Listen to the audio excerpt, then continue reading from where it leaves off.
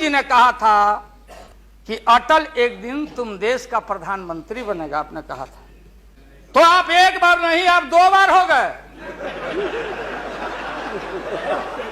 नेहरू जी तो एक बार बोले, आप हो गए 2 बार। आप तो जान छोड़िए मुल्क का। महोदय दूसरे का दे दीजिए। सब मिलकर वाजपेयी जी को हटा नहीं चाहते हैं, जो भी मर्जी कर सकता है, लेकिन देश का जनता इसको नहीं क्षमा करेंगे।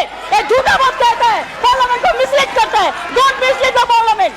ये मन इतना मतवाला है, मुझे अफसोस है कि आप जा रहे हो। कहीं मेरे चाचा बैठे हैं, गफूर चाचा, कहीं मेरा भाई बैठे हैं नीतीश कुमार। आज गद्दा चलाना पड़ रहा है तुम्हारे पीठ पर हम लोग को। हमारे मुंह में सीधे 32 दांत है, उनके पेट में नीतीश के दांत है। आज जो हम लोग आंख से देखा है, आज जो कान से सुना है, लालू यादव नहीं देखा, दुनिया ने देखा है। हमसे बढ़ के कोई महिला का देगा नहीं सम्मान। क्या कि सत्सैया के दोहरे और नावक के तीर आ देखन में छोटे लगे, घाव करे गंभीर। ये बहुत दिन तक आप लोग हम लोग के माथा पर सीखे और रणनीति बताने वाले नहीं हैं। महोदय, अध्यक्ष महोदय, अध्यक्ष महोदय, माननीय प्रधानमंत्री जी ने जो विश्वास का मोशन लाया है, उसके विरोध में मैं बोलने के लिए खड़ा हुआ हूं। माननीय प्रधानमंत्री जी ने कुछ बोलने के पहले पूरे प्रतिपक्ष से जानना चाहा क्या विकल्प है, कैसी सरकार आप लोग बना रहे हैं, थोड़ा हमको बता दीजिए ताकि बाद में भी हम अपना काम चला लेंगे। प्रधानमंत्री जी को धन्यवाद देते हैं, वो चेतनशील व्यक्ति हैं। ठीक आज से 4 दिन पहले माननीय प्रधानमंत्री जी ने, अटल जी ने अग्नि परीक्षण के समय शाम को राष्ट्र को संदेश दिया था। एकाएक हम लोग सुने कि राष्ट्र को संबोधित करने वाले हैं प्रधानमंत्री जी। सब कार्यक्रम छोड़ के हम लोग बैठ गए टीवी पे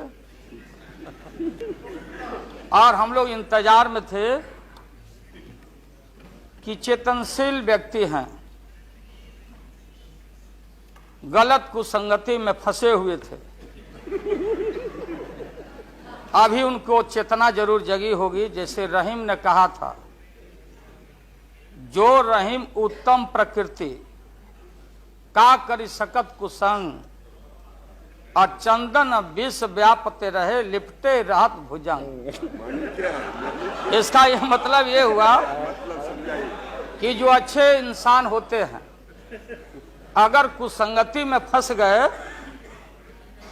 तो उनके ऊपर कोई असर नहीं होता है। जैसे चंदन के को पूरा चंदन को विषधर लपेट के रखता, चंदन पर उसका असर नहीं होता। लेकिन दुर्भाग्य है हम लोग के इस देश का, नैतिकता का पाठ पढ़ाने वाले हम जैसे लोगों को बताने वाले, सत्ता ऐसी चीज होती है, सत्ता की ऐसी भूख होती, न जाने कितने राजे महाराजे, कितने रूलर आए इस देश में और बोलते चले गए हम धरती पर कब्जा कर लेंगे, हम किसी को आने नहीं देंगे। रावण भी आए तो बोले कि हम सीढ़ी लगाएंगे स्वर्ग में, लेकिन धरती ज्यों के त्यों है और खामोश है। ये जो मन है, ये मन इतना मतवाला है कि चेतता नहीं। जा सुनिए सब, उसमें हम सब लोग हैं। आप सुनिए भाई, उसमें हम सब लोग हैं। हाँ, वो बता रहे हैं, वो भी बता रहे हैं। मुझे अफसोस है कि आप जा रहे हो। कहीं मेरे चाचा बैठे हैं, गफूर चाचा, कहीं मेरा भाई बैठे हैं नीतीश कुमार, लेकिन धर्म अधर्म की बारी आई है। तो आज गद्दा चलाना पड़ रहा है तुम्हारे पीठ पर हम लोग को। चिंता मत कर। तो ये जो मन है मत वाला, कहीं हम लोग के गुरु जौहर साहब बैठे हुए हैं, गुरु थे हम लोग के। मुझे अफसोस है, मैं आता हूं कि ये जो मन है माननीय प्रधानमंत्री जी मतवाला, भोला है, ठुमक ठुमक के थिरकता है, चाहे होली हो या कोई हो। जैसे आप थिरक रहे थे और हम कपड़ा फाड़ के पटना में होली गा रहे थे। ऐसे ही लोगों के लिए ये धरती ज्यों का पृथ्वी खामोश है, वहीं ज्यों का त्यों है। सूफी आए, संत आए, आपके सूफी संत जैसे अडवाणी जी बैठ के उपदेश पढ़ा रहे थे। आपने सोचा नहीं कि आपका सत्यानाश क्या हुआ, किसने किया ये बात। उन दिनों में सूफी आए, संत आए, और भटकते इंसान को, मतवाला इंसान को, जो बहन को बहन नहीं समझता, माँ को दूसरे की माँ को माँ नहीं समझता, दूसरे के बाप को बाप नहीं करता, प्रणाम नहीं करता, तो सूफी और मौलाओं ने कहा कि दौलत दुनिया माल खजाना दुनिया में रह जाएगा, और मुट्ठी बांध के आया बंदा हाथ पसारे।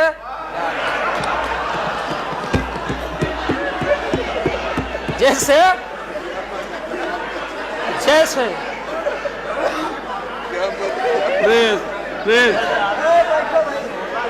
लेकिन ये जो मन है, ये जो मन है मानता नहीं। आपने कहा था यहीं, अरे बन रीता वर्मा, अभी भी आपका स्वाभिमान जगना चाहिए। अरे तुमको डिप्टी स्पीकर भी लोग नहीं बना सके। बैठ जाओ, इसलिए मैं कहना चाहता हूँ। लालू प्रसाद जी, हाथ पसारे जाएंगे ऊपर। बैठे बैठे बैठे। माननीय दिन दशा आपके 13 महीने के शासन में, मुझे अफसोस है 13 महीने के शासन में हम लोग के पुराने गुरु जौहर साहब के कपड़ा में, लता में, अरे भाई रुको ना भैया, सुना करो ना, कोई परिवर्तन नहीं हुआ। आप देखेंगे कि हम लोग टाइट कपड़ा पहन के आते हैं। जौहर साहब का पोशाक देख लीजिए, और बिहार में जाते हैं तो फिर वहां पोशाक आप देख लीजिए, भाई फटा। यही स्थिति उनकी रह गई, अब उनका क्या दोष हो सकता है। तो आखिर इनका और उनका जो मिलन हुआ, जौहर साहब का और रूमर फ्लोटिंग सेंटर का जो मिलन हुआ, तो ये बड़े सोच समझ के हुआ। तो जौहर साहब के मामले में जो भ्रष्टाचार पर सोच है, जो बताते रहे हैं, हम लोग को जेल भेजवाते रहे हैं। राबड़ी देवी महिला मुख्यमंत्री, जिसका मुकदमा में नाम नहीं हो, अपमान कराते रहे हैं। राबड़ी देवी मिलती है माननीय प्रधानमंत्री जी से मेरे साथ में। प्रधानमंत्री जी ने माना कि बहुत गलत काम हुआ, तो मैं फिर आऊंगा। आपने कहा था कि दुनिया का सबसे बड़ा स्काम है पशुपालन स्काम। आएगा दूध का दूध, पानी का पानी, जैसे सारे बैठे हुए लोग। अब बचा कौन है इस मुल्क में? कौन बेदाग बैठा है? और मैं इन चीजों को, आज कोई छेड़छाड़, कोई बात नॉर्म्स के खिलाफ मैं जाना नहीं चाहता हूं। बातें दबाई नहीं जा सकती है। चाहे जितनी बातों को हम जहां भी थापर साहब के टीवी में या जहां भी हम कोई बातों को कह डालें, बात दबती नहीं है, अभिलेख मिटता नहीं है। आप माननीय प्रधानमंत्री जी, आपने चिंता जताई और इतिहास को आडवाणी जी, गृह मंत्री जी ने गृह को खराब किया है। आपका जो गृह है उन्होंने खराब किया है, और आप मतवाले की तरह, आपका ज्यादा दोष नहीं है। मैं किसी को अपमान करने के लिए नहीं कहता हूं। मैं जन्म लिया था फुलवरिया गांव गोपालगंज में, फुलवरिया गांव में, तो हम लोग को मालूम नहीं कि हमारे भविष्य में क्या लिखा है। तो ये गोसाई लोग एक ऐसा रखते थे पशु बैल, आंख पर मासा है, पीठ पर पैर है, बहुत छोटा नाटा है, जिसको नादिया बोलते उत्तर प्रदेश में। हम लोग अपने यहां बसहा बैल बोलते। भोला बाबा, शंकर बाबा का अवतार माने बसहा बैल। और वो जो गोसाई है कपड़ा उपड़ा उड़ा के और हजारों चिट्टी कौड़ी उसमें साट के रखता, गेरुआ बस्तर पहन लेता, और हमारे साधु लोग जो ये बैठे हैं देखिए इसी रूप में रहता। वो बेचारा गरीब है, वो लेके गांव गांव घूमता, मेरे गांव चला आया मेरे पास। मेरी मां बैठा दी ओरी के नीचे खपड़ा घर के, देखो बाबा देखवा दो मेरे बेटे के भाग में क्या लिखा हुआ। ये हम ही अकेले नहीं, लाखों लोग जो गांव से आते उनको इन बातों की जानकारी है। अब वो गोसाई बाबा दोनों हाथ को मुट्ठी बांध के आगे करते कि इसमें नौकरी मिलेगा कि नहीं या इसमें नहीं मिलेगा। तो दोनों मुट्ठी जब आगे करता तो गोसाई बाबा बोलता, बोलो भोला, देखो देखो इसके हाथ में क्या लिखा है। तब बैल का स्वभाव है बसहा का कि जब मुट्ठी बढ़ाइएगा तो समझेगा कि कुछ खाने को दे रहा है, तो कभी बाएं में कभी दाएं में सूंघता। आज जब वो भोला बाबा समझ जाता, चेतनशील है कि हमको ठग रहा है गोसाई, तब बोलते रहता, पीठ ठोकते रहता, नहीं आता है सूंघने के लिए हाथ मुट्ठी। तब गोसाई पीछे से खोदता, तब वो झांझे झांझे घंटी करके, महोदय मैं अपमान का नहीं, आप कभी कभी बढ़ते थे कोई काम करने के लिए, लेकिन फिर रिवर्स गियर में चले आते। जो नादिया का हाल रहा वही 13 साल में आपको नागपुर ने और एलआईओ ने हाल करके आपका रखा। यह है रखा 13 महीना। आपको एक मौका था, आप कांग्रेस की बात करते, सीपीआई सीपीएम की बात करते। जौहर साहब वहां बैठे हैं। सन 77 में छपरा से मैं मेंबर पार्लियामेंट बन के आया था लोकसभा का। हम सब लोग एक साथ थे, सभी लोग आंदोलन में थे। आप लोग भी जेल, हम लोग भी जेल, कांग्रेस के खिलाफ हम लोग लड़े थे। उस समय जसवंत बाबू जेल में नहीं थे, जो फाइनेंस मिनिस्टर हैं। थे क्या आप जेल में? हाँ, कभी जेल नहीं, आंदोलन में जेल। आप लोग तो, आप तो बिना हरे फिटकिरी का कोई ना कोई पद ले ही लेते हैं, चाहे इधर हो या उधर हो, दोनों पार्टी। अब उसमें आप अकेले नहीं, आप अकेले नहीं हैं। दिल्ली में ऐसे बुद्धिजीवी लोग हैं, बुद्धिजीवी, बुद्धि नहीं है लेकिन बुद्धि से जी रहे थे। तो खैर छोड़िए इन बातों को, ज्यादा आपको टॉर्चर करने की जरूरत नहीं। तो महोदय मैं बताना चाहता था, ये जौहर साहब हैं, अब बैठे। सन 77 में महोदय हम लोगों को दिल्ली समझ में आया नहीं। दिल्ली में हम लोग जब आए, राज नारायण जी, जौहर साहब, चौधरी चरण सिंह जी, हम लोग उसी परिवार के लोग हैं महोदय, चाहे मुलायम सिंह जी हो और कोई हो या नीतीश जी उधर जो चले गए हैं।